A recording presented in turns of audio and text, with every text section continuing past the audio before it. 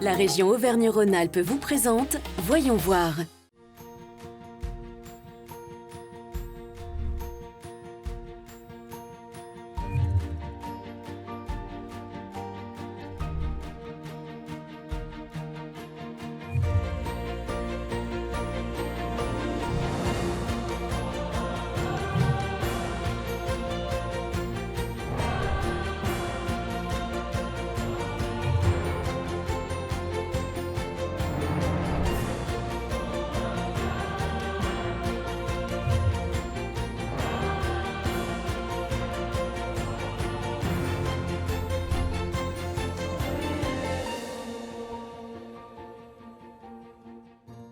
Bienvenue dans ce nouveau numéro de Voyons voir consacré au cinéma. Et ici, dans notre région, nous avons la chance de pouvoir compter sur des artistes de talent, des studios dynamiques, des formations d'excellence, de nombreux tournages ou encore de belles manifestations et festivals en tout genre. Sur cette terre de cinéma, la région Auvergne-Rhône-Alpes joue un rôle majeur dans le soutien de cette industrie du 7e art, comme ici à Clermont-Ferrand, au Festival du court-métrage à la renommée internationale. Éric, bonjour. Bonjour Catherine. Alors merci de nous accueillir en plein cœur de votre festival. Alors comment est-ce que ça se passe ce début de festival? Très bien, pour l'instant on a des retours de chiffres qui sont plutôt encourageants. Vous savez, il faut juste avoir en tête que ce festival du court-métrage de Clermont-Ferrand est ouvert à tout le monde peut venir, et que c'est le plus grand festival au monde de court-métrage, et que c'est une fierté en fait pour la région, moi je trouve. C'est vraiment une dynamique extraordinaire parce qu'il y a le public clermontois, le public du département, le public de la région, 72 pays qui sont présents quand même pendant le festival, soit pour parler business puisqu'il y a un marché du court, soit pour voir et découvrir en fait cette industrie du court-métrage qui est vraiment l'antichambre du long-métrage. Ce qu'il faut avoir aussi en tête, que c'est beaucoup de prix pour valoriser en fait toutes ces tentatives de cinéma qui sont proposées par les réalisateurs et par les productions. Et par exemple, alors je pense bien sûr au Conseil régional Auvergne-Rhône-Alpes, le prix du public national est directement soutenu par le Conseil régional Auvergne-Rhône-Alpes, et le Grand Prix international aussi directement soutenu par le Conseil régional Auvergne-Rhône-Alpes. Donc c'est vraiment, on est au cœur de la vie de la région, qui est une des grandes régions de cinéma en Europe et au monde.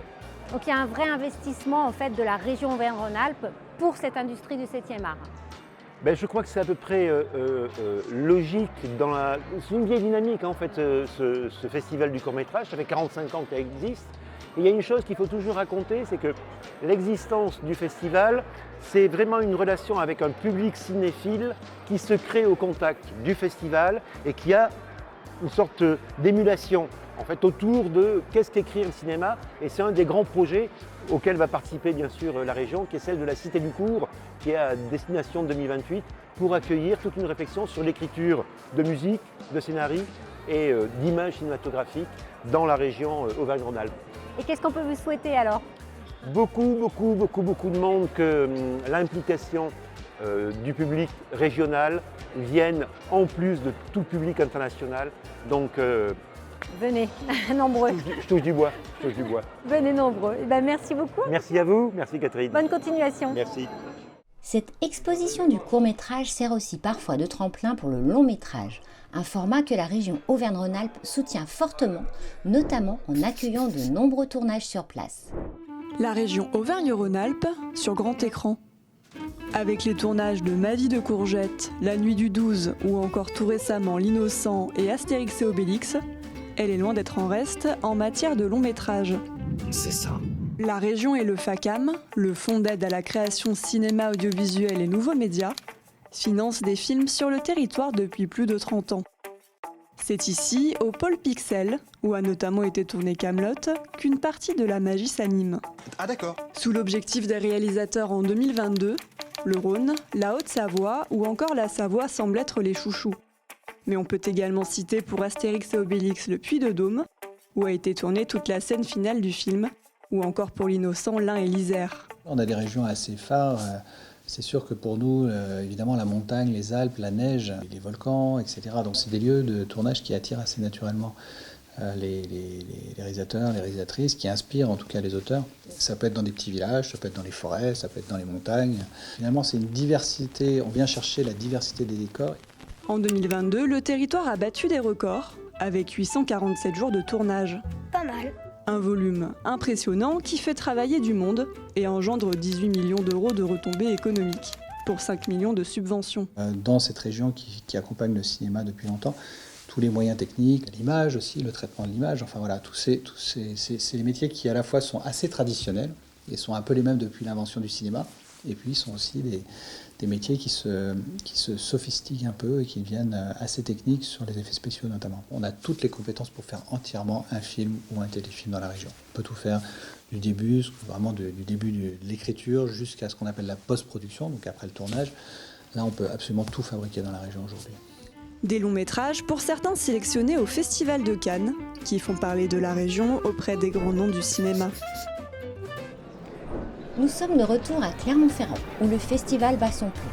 Valérie Leroy, une des réalisatrices invitées, nous parle de son dernier court-métrage. Valérie, vous êtes réalisatrice d'un court-métrage qui est présenté ici en hors compétition et qui s'appelle Bande Touche. Il est présenté dans quelle catégorie? Il est présenté en région et en Canal+. Alors, il est présenté en région parce qu'il a une particularité, il a été tourné en région, c'est ça? Il a été tourné ici, à Clermont-Ferrand. Et là, pour ce film, vous avez eu quelles aides? Alors, on a eu la région Rhône-Alpes, Canal+, et une aide du CNC qui s'appelle le COSIP. Et alors, donc, dans le cadre de cette aide de la région Auvergne-Rhône-Alpes, vous avez eu le tournage ici. Comment ça s'est passé, ce tournage?